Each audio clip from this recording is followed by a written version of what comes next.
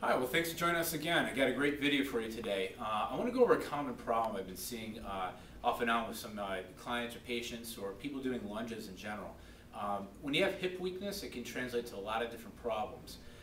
Sometimes it's a technique issue, but oftentimes hip weakness can actually cause pain elsewhere, somewhere as low down into your foot or even your knee. So I'm going to go over an example of a common mistake I see when people are doing lunges and a simple way that you can correct it too. So if you can back up a little bit so you can see me a little bit better. Oftentimes when people are doing a lunge, if they're doing a backward lunge for example, the idea is to put all the weight on one leg and have their hip and their knee bend while the spine stays in a relatively neutral position and come back up.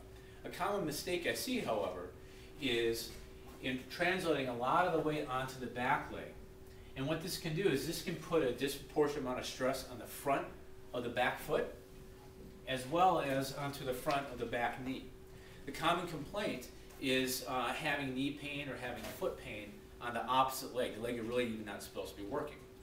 And usually the issue, sometimes this is simply technique, but oftentimes it's weakness in the hip that you're trying to work, in this case the right hip.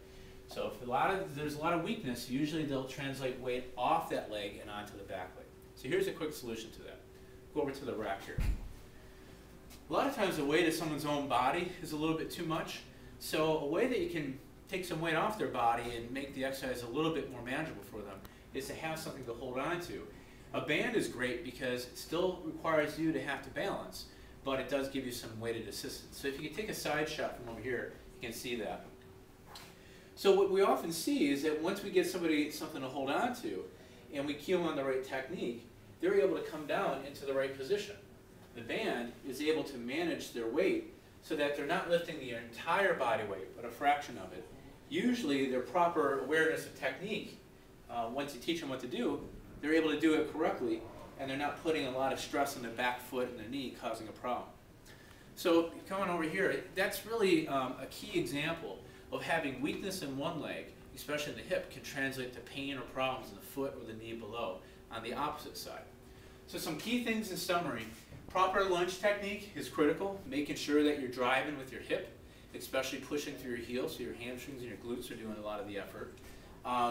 Make sure you have proper load. Sometimes your own body weight is a lot for your own leg. Just me doing a lunge is 190 pounds in one leg. Sometimes it's too much for certain people, and you can modify that with having the proper load by deloading through the bands. And finally, this is a general theory, you can correct hip weakness by doing isolation exercises like leg lifts, and those are fine. But I think we should start using dynamic movements, not just isolation exercises, as a way to correct weakness. And that's a perfect example of how to do that. So hopefully that gives you a little cue, a little idea about how we assess things and how we fix things. And if, of course, you have any questions, feel free to email me at mike@spectrumfit.net. Thanks so much.